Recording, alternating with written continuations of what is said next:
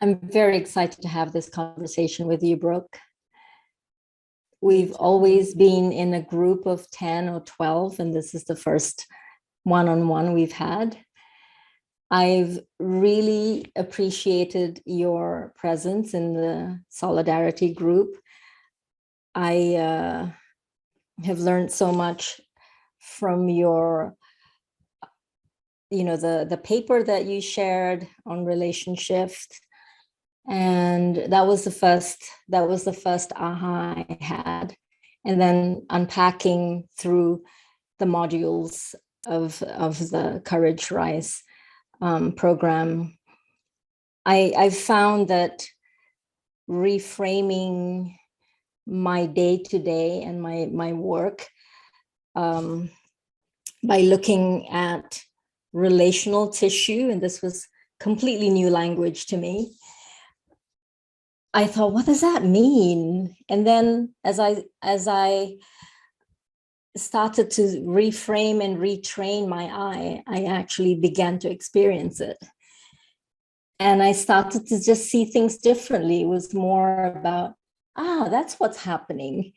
This is the energy that's in the room. This is the dynamic that's in the room.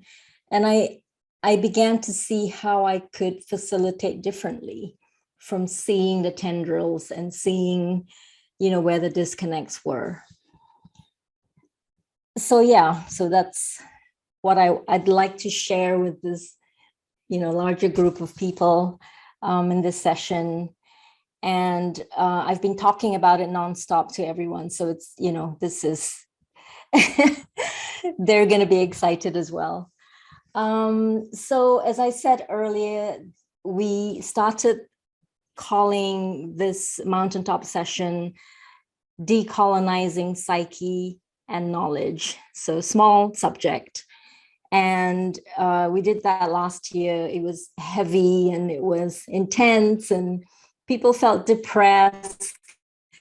We all went away and, it was, what do we do with this? What do we do now? We've named this and acknowledged this and called out.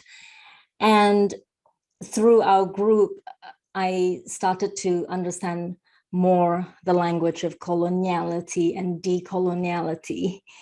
And so it'd be great to maybe talk about that a little bit before we move on into relational cultures of practice. That's beautiful. And I want to just say thank you for having me here. The respect and adoration is mutual.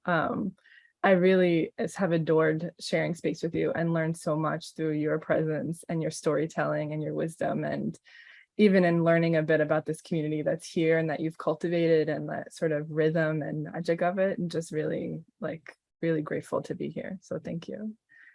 And I feel the heaviness that you share about kind of entering a topic around coloniality and decoloniality. And there are times in my own work where I almost feel the shift, like the weight of it, like when we start to see the matrix that we're a part of and the way that every piece of it is connected and the way power is held and the legacies of colonialism, it can feel overwhelming. And then sometimes I remember that because everything is connected, any bit of insight and agency and shifts in practice can also have an effect on that whole matrix. So I'm like trying to remember that the web has a kind of a double-edged sword in that way too. And maybe in thinking about the broader frame, when we're talking about coloniality, we're talking about the logic and ontology of power created by processes and aftermath of colonization, settler colonialism, racial capitalism. And when we therefore talk about decoloniality, in many ways, we're talking about relearning ways of knowing and being and doing that are more aligned with justice, with equity, with health, with balance, and that are about, I think at the heart, reclaiming and rebuilding cultures that are in service or in accord with life. And maybe at the heart of it, maybe, I don't know, maybe that's a bit hyperbolic, but at the heart of it, I think the logic of coloniality pivots on this idea of separation, like the ways in which structures of oppression and domination can not only manifest, but can continue and perpetuate, rest on this fundamental sense of separation or dualism. That I am separate from you, that we are separate from them, that we are separate from nature. And I think at the heart of a project of decoloniality is not just a shift in the material and material power and so on, but also like at a deep level, really coming to sense that, like you were talking about, really coming to sense and see the ways in which so much of our knowledge and maybe even our beingness is often filtered through that sense of separation, through the logic of binaries or dichotomies or separation. And for me, that feels a little bit like the heart of the project. Like, how can we tune ourselves to see that a little more and more? Wow. Okay. Just trying to imagine my colleagues and what they're doing with all that information.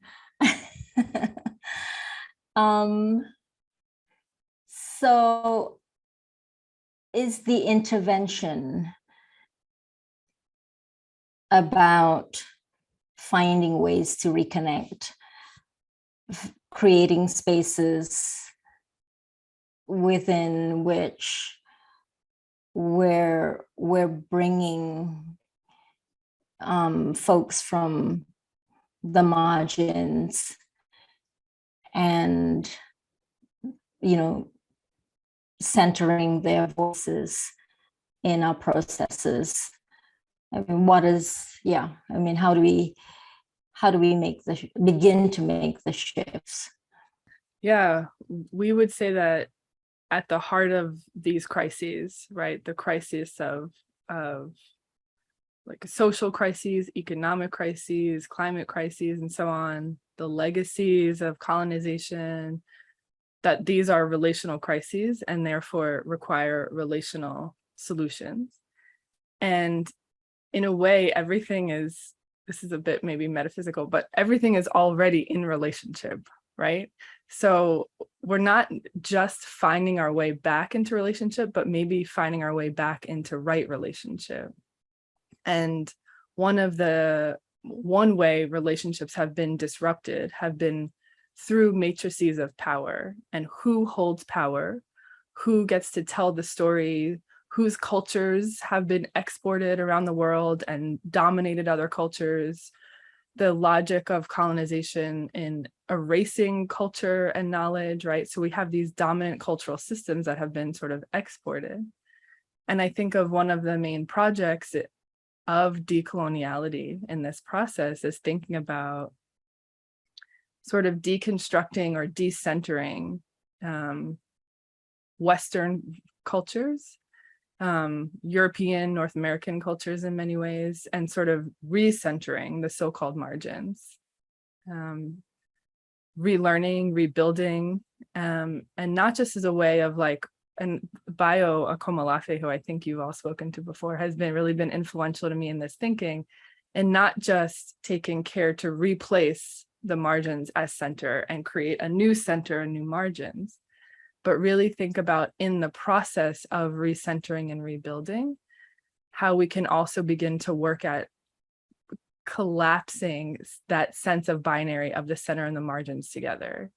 But I think that's maybe a developmental process. And I think the time now is a process of centering and recentering the margins in that way, of relearning, of reconnecting with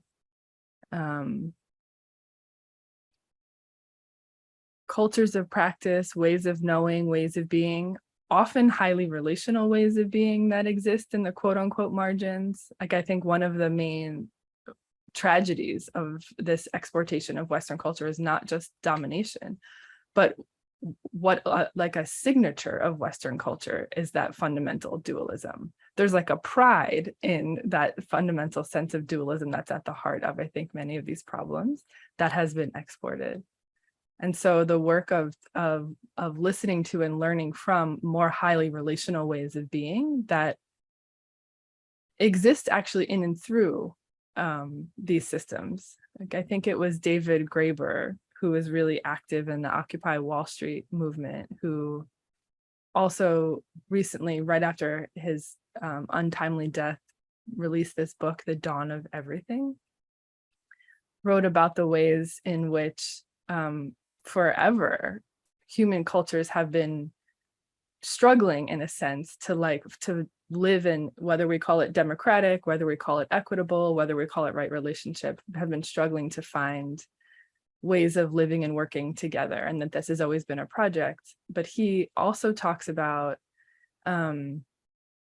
ways in which even capitalism rests on profound networks of commoning and relationship and collaboration, that these webs of relationality and these cultures of relational practice also exist in and through what we might think of as dominant or mainstream culture. And for me, that's something that's really exciting, is like, it's already here. Like you were sharing, it's training our way of seeing it and centering it at the same time. But it's not that these ways of being don't exist within us and around us too. And that gives me a lot of excitement and a lot of encouragement, actually. Like, it's also known to us.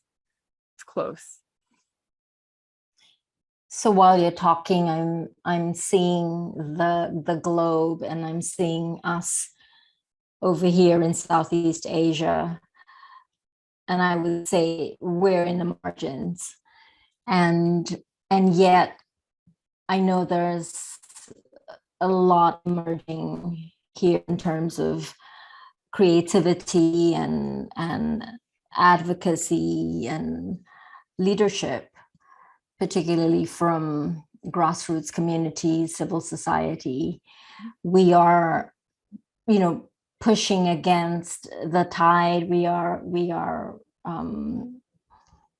mobilizing, organizing, and yet such a conversation as we're having now is rare. Even the bringing up the word coloniality or colonialism is almost like saying a bad word. People will say, why are you talking about that? That's in the past. It's no longer relevant. It's no longer valid. It's very much in our history.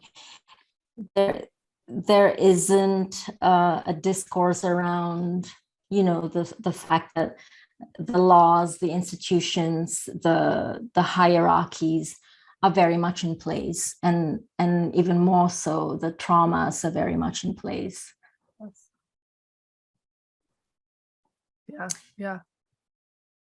Yeah. So I'm thinking, as facilitators, how do we bring the conversation more into the mainstream and make it more discussable? And I realized from our session last year, Decolonizing Psyche and Knowledge, that we were on the edge. There was a chance of re-traumatizing because it was so hard. And surfacing the issues it felt brutal at some points.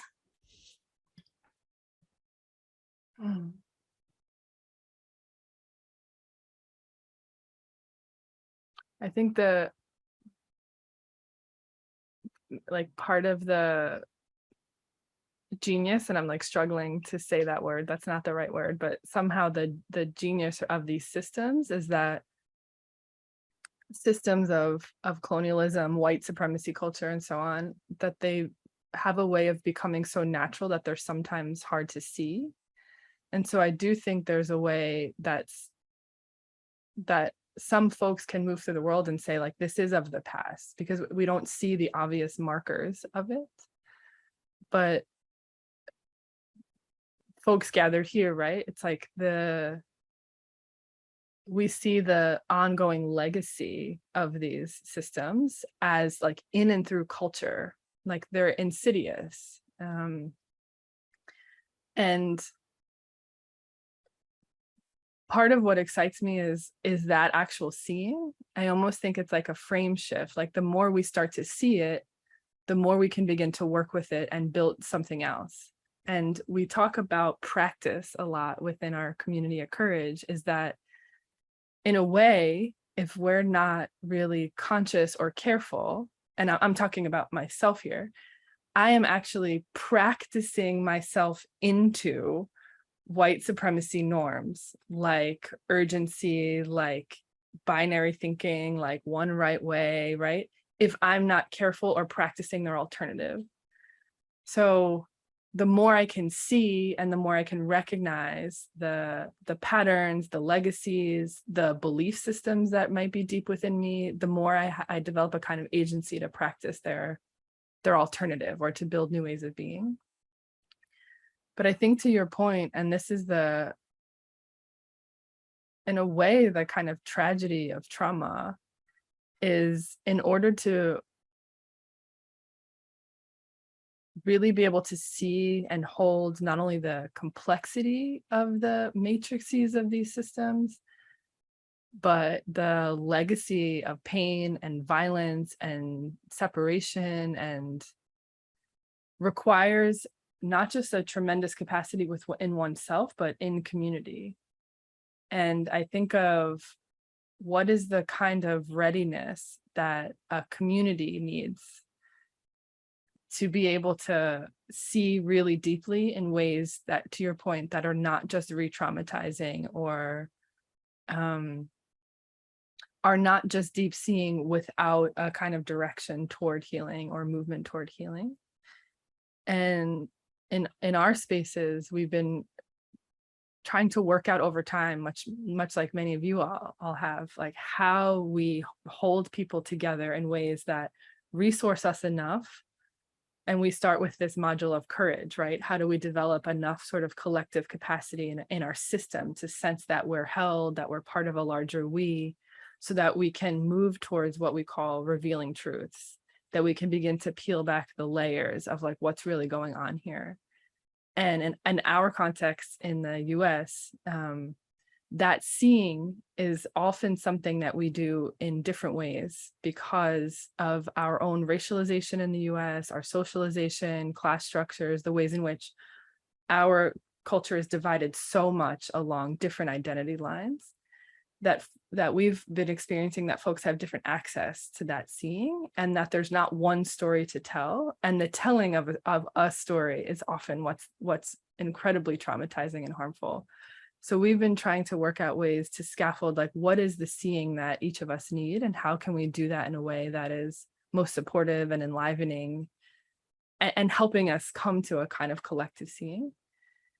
But then beyond that seeing, it's like, in a way, what is the point of seeing if we're not going to be able to hold that and be able to begin to heal it? And I think if and when we start to see more, and we have a feeling like there's nothing that can be done here, I think we can find ourselves often in places of rage, like this feeling of awakening, like sleeping dragons, and no place for that energy to move. And so for us, coming from this cycle of seeing, to be able to move into a space of holding, whether it's developing a capacity to hold and work with what's here, to heal at a basic level, like the obvious ruptures or the obvious wounding, to find some ways of tending to grief, to tending to pain, to tending to traumas in the system, is like an important next step for us before we move to what's next. And part of the way this process emerged is, and it's probably endemic to the culture that we find ourselves in the States, is we have been in so many organizing and activist spaces where there's actually really clear and astute assessments of what's going on here, like very sharp critical analyses of what's wrong, very sharp analyses of how systems of oppression are perpetuating, how we take them down, but not a sharp analysis of what we do with that at the level of the feeling body and where we go from here. And so for us, that move from healing, like if we don't have enough resource and enough collective capacity to heal, and to be honest, I'm not sure our collective bodies have developed enough capacity for that healing yet. I think this is a huge learning for us in the time course of what we're moving from, developing that collective capacity. We're very likely to bake back, we say like bake those same traumas into whatever new system. And so that pause in a way of healing, and that's not to say that we will heal everything, or that we can heal everything before we continue to move on, but where is there like enough healing before we're continuing to like move back into a doing phase, right? And I think of it as maybe these cycles or these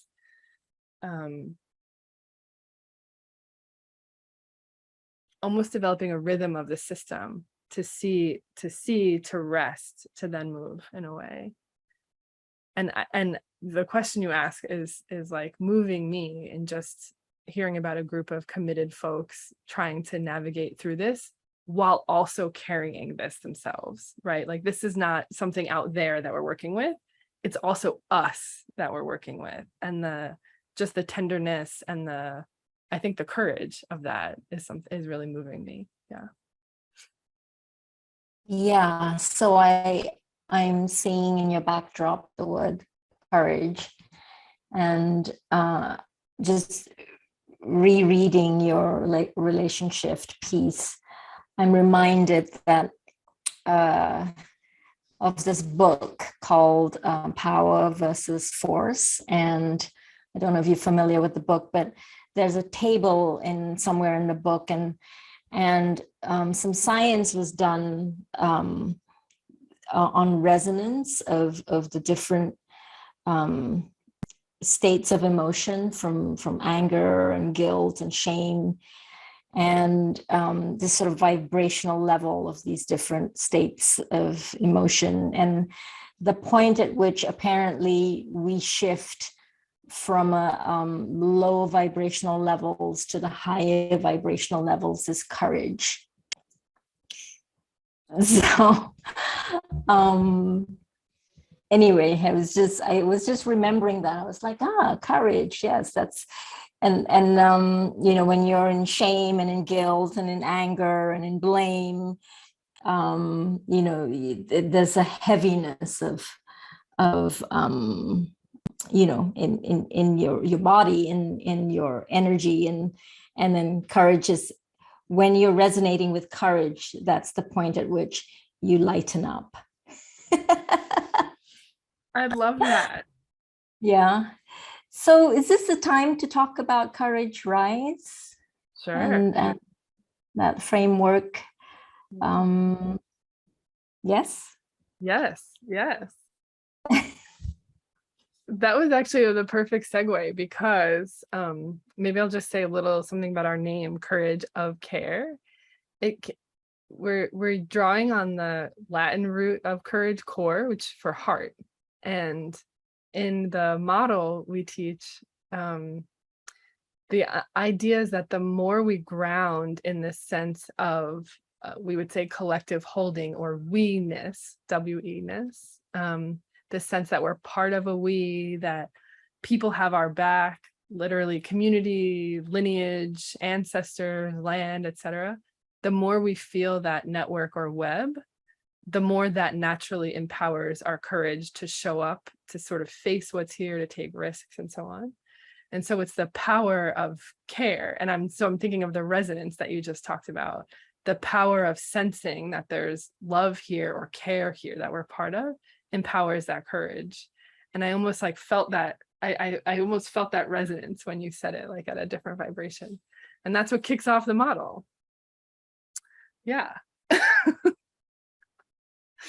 And our idea, shall I talk through a little bit of it? Yeah.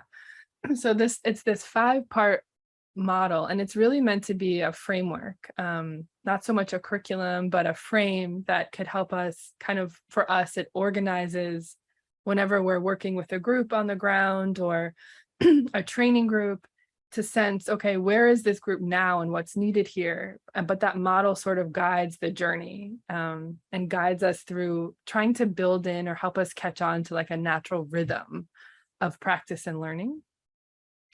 So we start with courage, kind of ground the space, ground the room, ground the community, and in a way, really pointing to helping us remember this sense of connection that we can become separated from, for us, especially in a culture that is like so much about the individual and competition and urgency. We can become lost in seeing and feeling that sense of connection. So it's that reclaiming. And as we start to remember that sense of holding and empowering that courage, we move into this kind of deconstructive part of the module. And this is a little bit mirroring the theory logic, right? It's like the model moves in a deconstructive way into a reconstructive way. So we move into what we call reveal truths. And this is what we say for shorthand is our kind of anti-oppressive part of the module. And which would look different for different groups, depending who's in the room. It could involve an exploration into patriarchy. It could involve an exploration into white supremacy culture, into features of capitalism, into ableism, like what's needed here. How do we start to see and sense, not just in a diagnostic way, but how those basically oppressive paradigms live and shape us in ways that we might also be reproducing, even in the way we gather folks in space.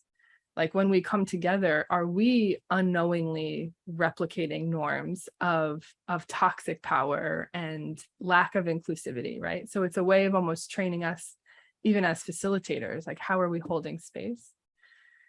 And as we start to see, we move into this kind of resting part of the module, the bottom of the U, which is at first repair. So as we start to see more, if and when there's obvious hurts, harms, fresh pains that arise, we tend to them in the way we would tend to an open wound.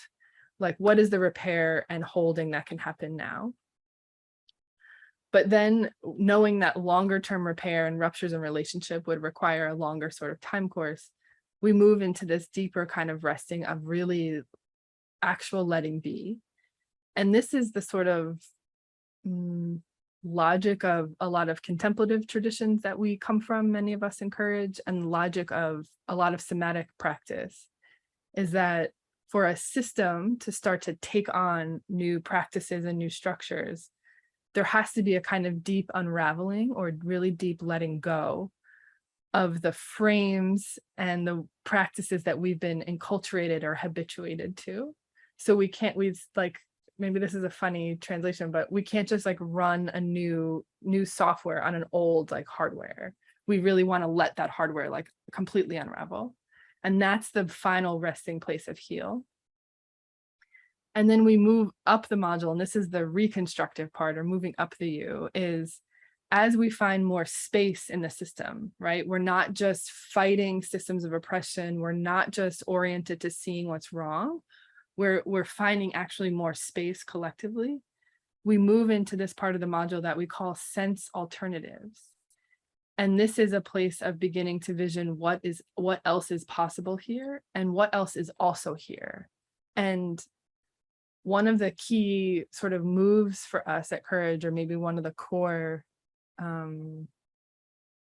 ways of seeing, is to try to hold both the suffering that is here and also the beauty and potential that's also here, to try to develop almost a double or dual consciousness to be able to hold the both end. Like the only story of the world that is happening right now for us is not only a story of oppression, colonization, and so on. There's a lot of other stories. Can we hold that? And in that sensing, could we sense that the future is not written? Yes, there are trajectories and tendencies and likely outcomes, but there's a lot of potential interventions that could happen here. So could we hold that sensing? And as we sense and building not only individual sensing, but a kind of collective direction for us, we move into this final part of the model, which is we call embodied beloved community, which is a way of inviting us to recommit to one another, to kind of recommit to the work ahead, whatever that might be, whatever time course that may be, to investigate some of our own work around responsibility, like what's our individual and collective responsibility, and to circle back to courage and what's the risk that we're willing and able to take from this stance. And then the cycle begins again. So it's really meant to be a kind of circular, ongoing process to say, like, you don't just move through a program and now we fixed all of our problems in the world, like systems of oppression have fallen apart.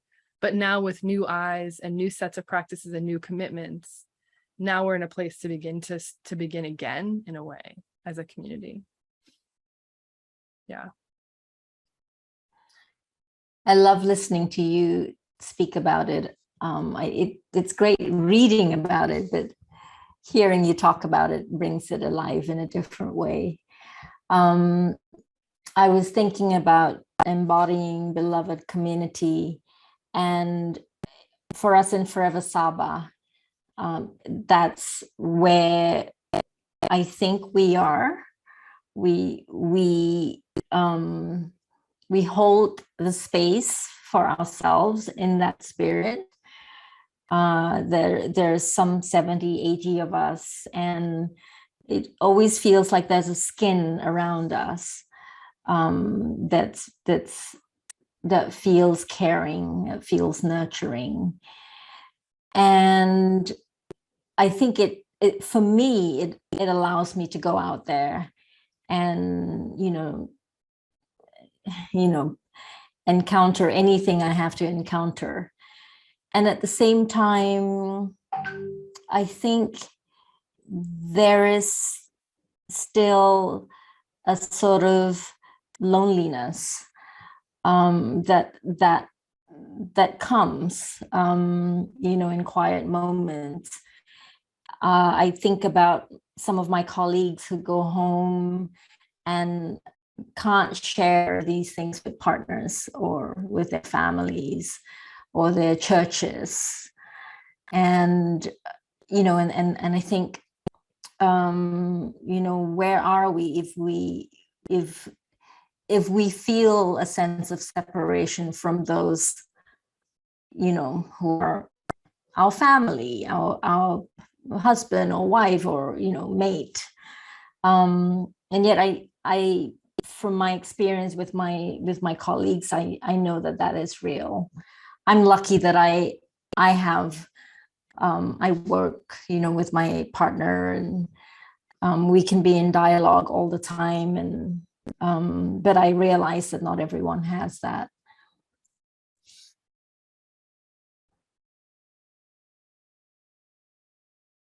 Yeah, I feel that. And I feel that also in our context too. I think, and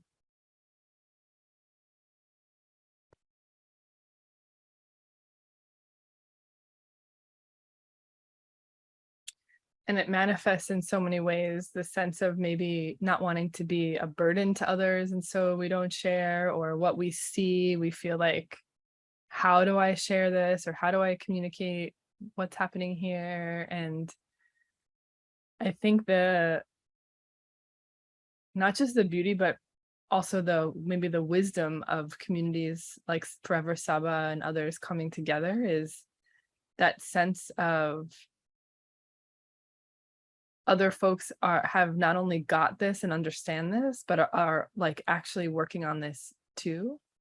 And the feeling like we're not alone in trying to figure out this project. And for me, in even learning about your community, not just today, but having a sense of like, there are literally communities all over the world trying to work through this and figure this out, feels like part of that web of like, we're actually not alone in trying to do this. And it just reminds for me the importance of having these, what we would call like communities of practice, which is what for maybe many spiritual communities had held for some of us at some time, or maybe now, right? But this sense of people or intentional communities or communities we're living in, where we're trying to actually build a way of being that is supportive of us, and how fractured and fracturing parts of our lives have become, that we feel like our whole selves can't be in every place. And so I'm just thinking of like both the yearning and the need for those communities of practice as actually really core to the work itself. Like we would say at Courage, it's not just the model that we use, but it's that our whole community gathers and also tries to figure out how to be in community together. That's the work in a way. And we're this multi-generational, multi-faith, multiracial, multi-class, community that it's not easy. Really trying to figure out how to like learn and love together in and through and under tremendous amounts of stress too, has been the work. And it's been like the lab in a way for us, but also refuge. And where refuge is like a place of like protection. Yeah, I think of after the pandemic is not over, but after the height of the pandemic, and I say after the height because everything is back to normal here where I live in New York City, there was such a push at the start of the pandemic for everyone to be in relationship, like building mutual aid networks, connecting with neighbors. And what many of us are noticing, and I'm curious, is a sort of pullback, not just into many relationships, but into places of refuge. Like a few close people that we can go really deep with now. It feels like a yearning for depth of relationship in terms of realness and authenticity and mutuality and co-learning. I feel like feeling that pull, and I feel like our communities of practice oriented in this way can often, for those feeling that similar pull, can also offer that, like, where can we go really deep and be held in these ways and ask and hold these questions and these heartbreaks and these yearnings. Yeah. When I first started retraining my eye to look at, the tendrils of relations and relationship, what I started to see was trauma and the kind of crashing and clashing of traumas, as we quote unquote come together in our meetings and coalitions, multi-stakeholder meetings and such. And it felt disturbing to me to see that. And I was like, oh my goodness, I would look around the room like this. That's, all of this is, I was just seeing layer upon layer of trauma. And I thought, and then we're re-traumatizing. And I just felt overwhelmed thinking, wow, how do we even step away to imagine communicating or interacting in a different way?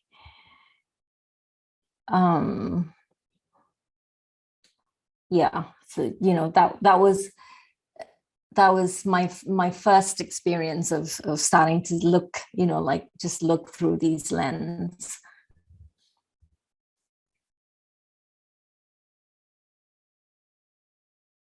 I just wanted to add to that. I think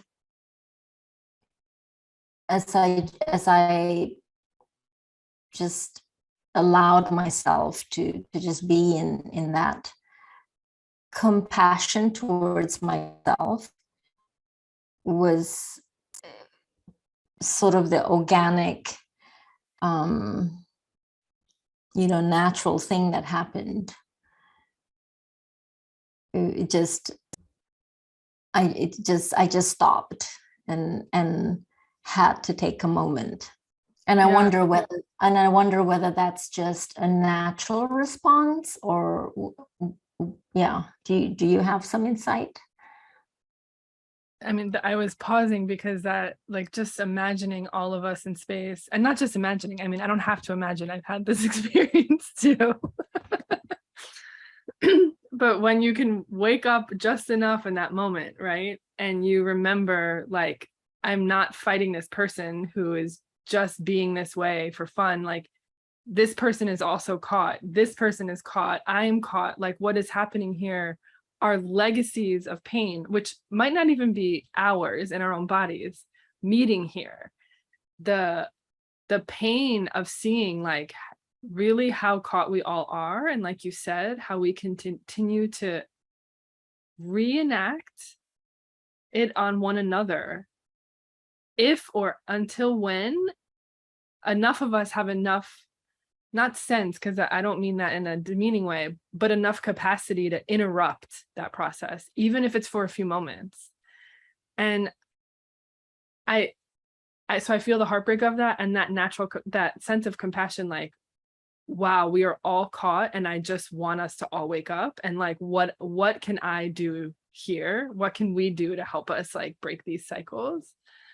And that I think is also testament to the fact that even in and through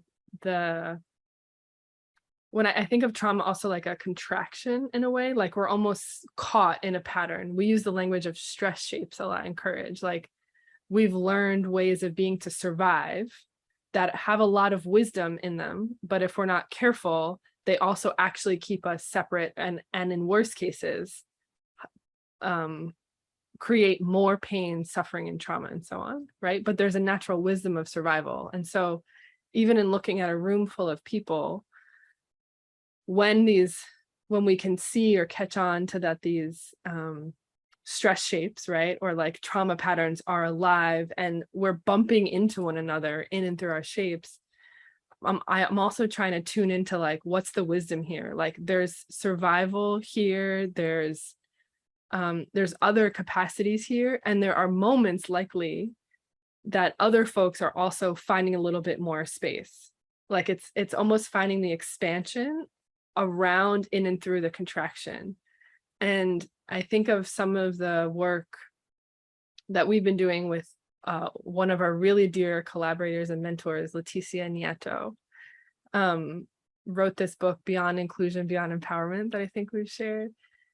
What she's helping us do in space, and this is what we've been trying to learn, is how do we develop a collective language for seeing that trauma, whether it's stress shapes or whatever language is alive with our community. How do we develop a collective capacity to see it? So when we see it, and simultaneously training enough resilience in this collective system that enough of us can find a little bit of space. And if you were to find me caught in enacting a shape, right, aggression or a kind of urgency that's unhelpful, you get, instead of being like, Brooke is acting so out of it here, like, right, like, Brooke, we're with you. Like, how do we hold Brooke in this space, right? This sense of like a collective resourcing of a system.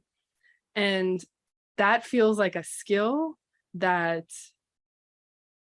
I feel like we're also still trying to learn at Courage for ourselves, and also trying to share that more and more. The capacity of seeing, like, when we've lost one another and how we can help walk each other back in or back home in that way. And I feel like in the same way, I feel like one of the threads here is like that seeing of like, oh, what's also here is like, even in seeing that trauma continue to be enacted, and how caught I am in my own patterns. I mean, this is why I'm in this work, right? They say you teach what you need, is because like, I'm trying to learn this, right? But there are also moments when there are those, even if they're brief, those like moments of cutting through, where there's like, like a little bit of ease in the system, or you catch a sunset, or you catch like a beautiful connection with a colleague or with a child. Like, there are these moments that cut through where there's like, maybe, and it might be really brief, but like an okayness. And for us, it's like learning to see that more and more, that that's also here too. There also is capacity. There is something that also is holding this wider web. And that feels like part of the training. Like, for us too is building that and finding more ways to not just taste it, but to move from that space, to like teach from that space, to work from that space, you know? Yeah, but I'm very much a student in this.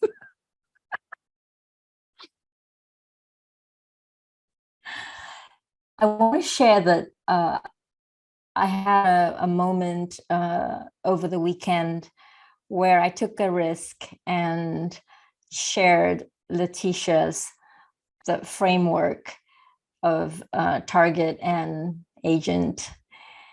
And I was with a team from a community that we work with. We're building a water fund. They live in a watershed that produces our city's water supply. And in the 90s, a dam was built and one of the villages was submerged.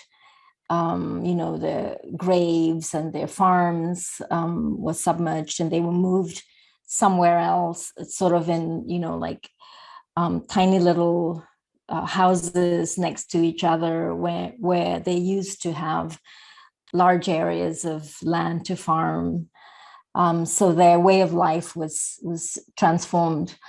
So these three communities were kind of, they froze in time. So they were told, we can't build roads, we can't build sewage systems, etc., for you because you live in a watershed that provides, the water for the city.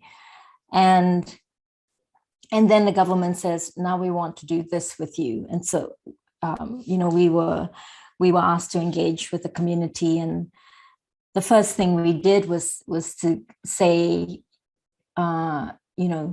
this is something the government would like to do. Is it something you even want to engage with? And of course, what emerged was their suffering, their pain of being completely forgotten, over the last 30 years or so. Anyway, long story, they decided they wanted to embark on the potential of payment for ecosystem services, to be paid by water users through their water bill to care for the watershed. So we've been through three stages. 1 year was the readiness, understanding what payment for ecosystem services are. And then the second and third year was imagining what a water fund could be like, could do, what the institutional framework would be like, engaging with the government. And what we did in Forever Saba was facilitate the space between the government and the communities. And then now we're at a sort of third phase of implementing the water fund. Each of these moments, we kind of hunker down and say, do you want to do this? Is this a moment where you decide this is too painful, this is too difficult? So this weekend was one of those moments. And so I think there was like eight of the village leadership. And there was this kind of energy of fatigue and a little bit of burnout. But they could see the opportunity, the possibility of breaking through and moving into the future. And then I just decided I'm going to try this out, this agent target framework, which I will share with my colleagues later. And I just kind of just used a whiteboard and drew it out and said, okay, this is, these people who think about these things all the time, they design this, they've done this framework and this is how it goes. So I tried to explain in Malay, and these guys were just in utter silence. They just went dead quiet. And I walk through and try to say, so imagine this. This was the government, in the 90s, and they were here. They were the agent, and you were the target. And these are the phases. And they totally got it, and were quite mesmerized by the construct, and then we started to kind of riff off of it, and they really started to see. So when we were here and we were at the table with the government, we were becoming empowered, and they were getting more aware. And I was like, yes.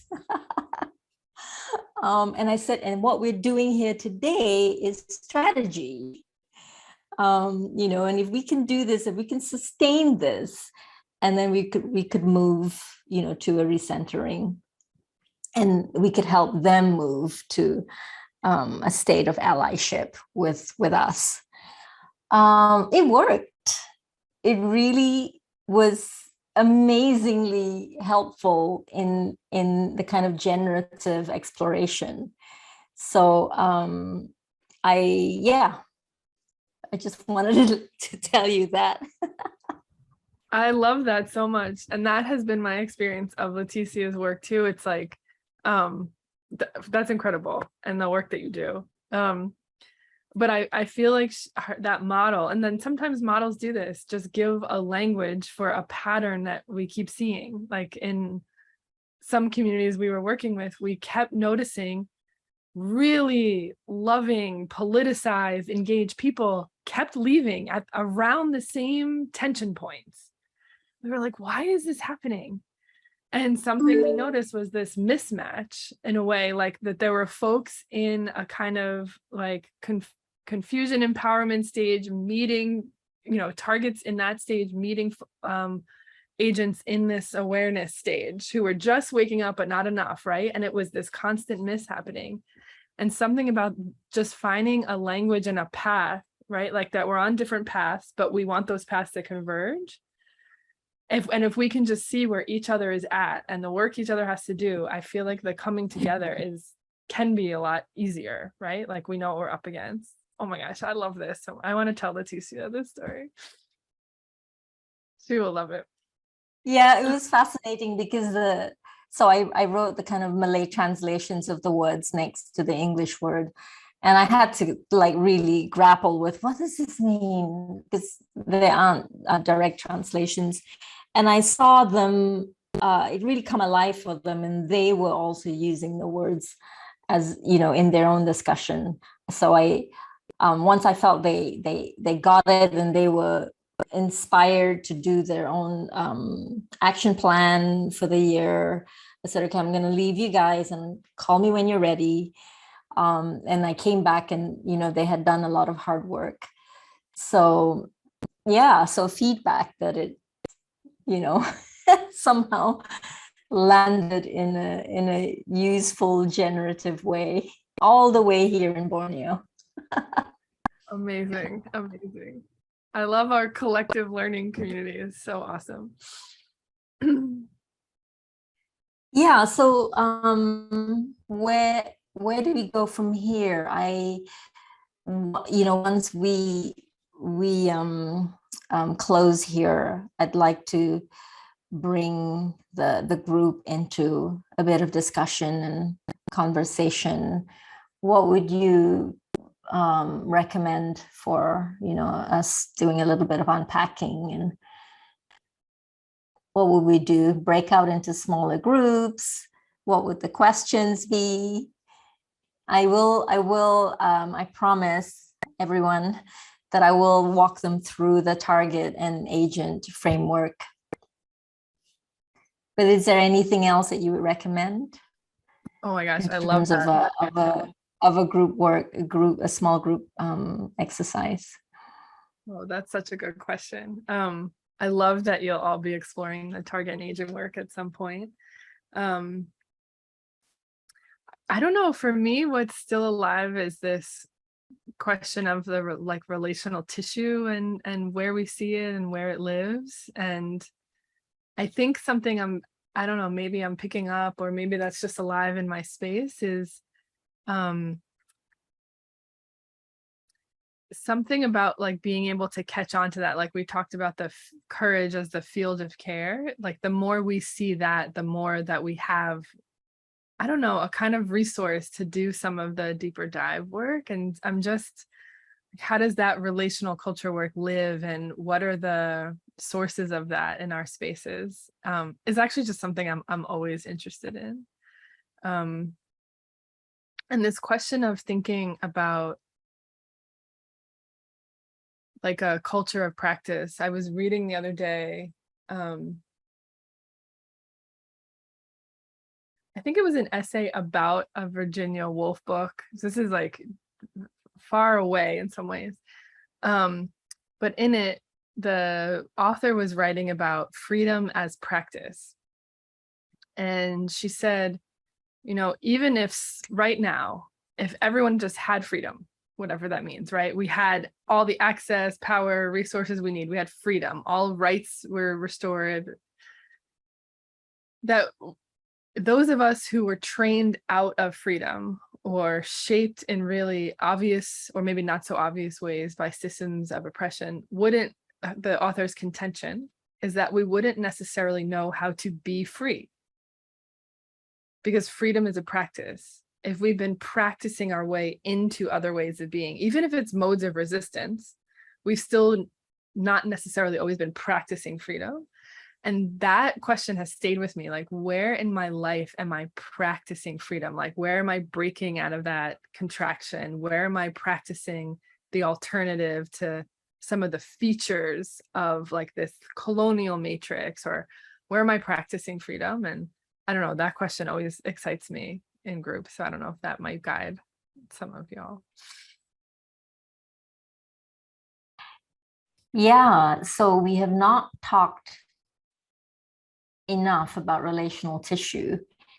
My colleagues have heard me talk about it, try to talk about it by myself since meeting you, and then like I said, well, it means this, you know. So I think maybe it'd be great for them to hear it from you.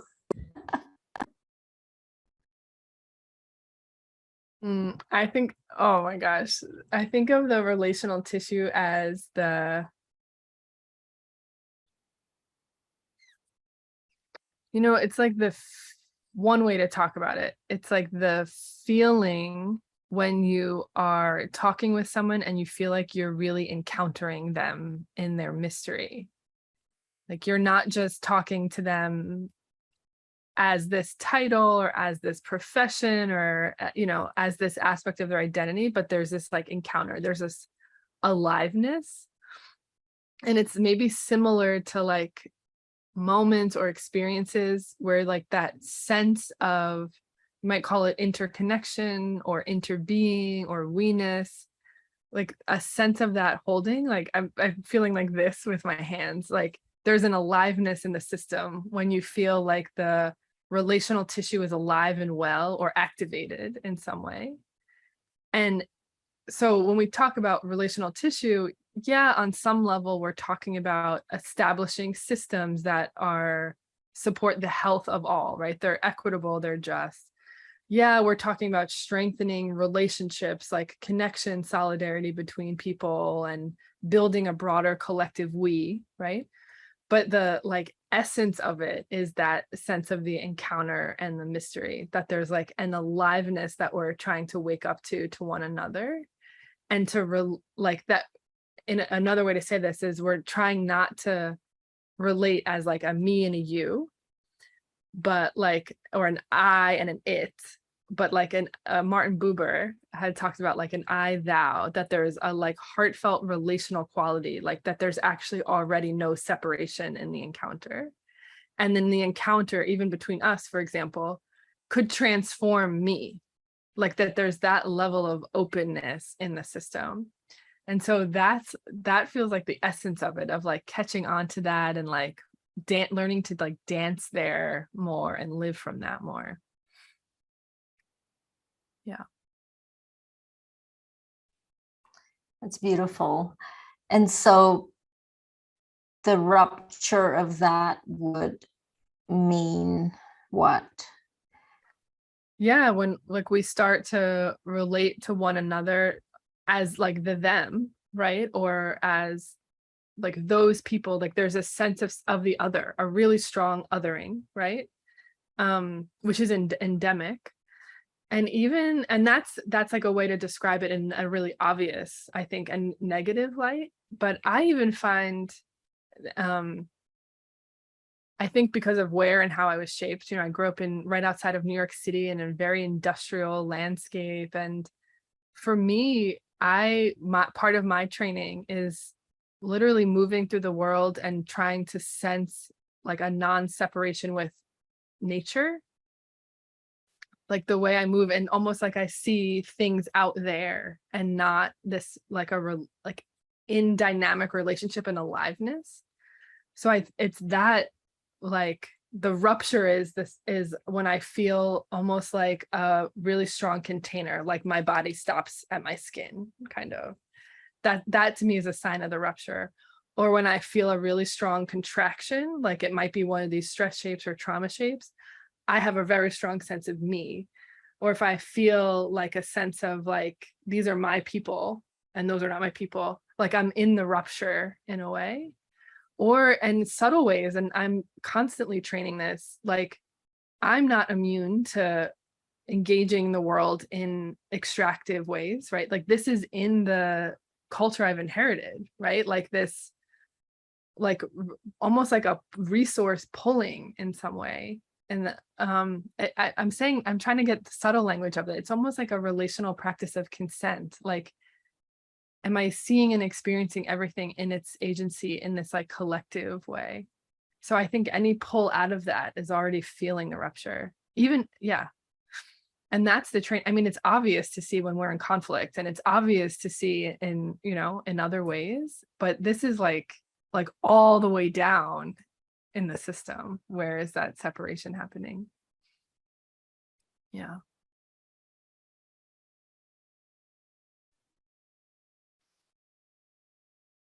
So what would building relational cultures of practice in this current reality of climate, impending catastrophe and disconnect, what would that look like? What can it look like? Yeah, I think this is like the question for our time. And like when we talk about cultures of practice, we're talking about everything, right? We're talking about like culture as a term that holds our systems, our policies, our governance structures, how we relate to one another, the narratives we share, or the myths we have about our we-ness, our and interpersonal practice, our spiritual practice. And one of the live conversations even within Courage as a community is the need for, in a way, really kind of hyper local relational and regenerative communities that are living in right relationship with one another, with land, that are trying to come into ways that don't replicate dysfunctional systems of hierarchy and so on. And cultures of practice of how we come together and tell stories, and literally actual physical and somatic practices of almost attuning our nervous systems together, like the whole gambit of it. But in thinking of building like regenerative communities at that level of very likely also buffering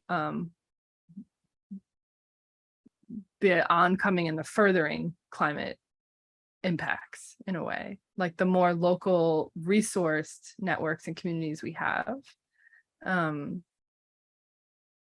more we might maybe offset some of what's coming on the horizon. But I think of culture as like as everything, like how we gather in meetings, how we share food, what food we share, how we talk, our like even our like a language of love that is starting to tune us to more relational ways of being rather than these like binary or dichotomous ways of being too. And I think some of that is reclaiming parts of culture that no, or centering or recentering parts of culture. And I also think in some ways it's learning to build new culture too, you know, which is kind of the, I mean, in a way it's like, wow, that feels like such a huge task. And in another way for me, that feels like, wow, how exciting. Like we can be thinking about creating spaces with like, you know, legacy, like healing cultures, and think of what that might do to offset, you know, generations to come. Yeah, what comes to mind is you know, the divide and rule play that you know, is very much part of our legacy and continues to this day. Our politics are the politics of divide and rule. Our religion is divide and rule. And, you know, that is the way in which things are being perpetuated. And, you know, we find ourselves in this sort of complexity gap, you know, trying to build what we call the crosswalk, or you know, you know, working within the cracks, working within the gaps. And as you say, you know, we ourselves are part of, you know, the rupture. I'm just constantly grappling with language, you know, when the language of divide and rule is so pervasive and so dominant.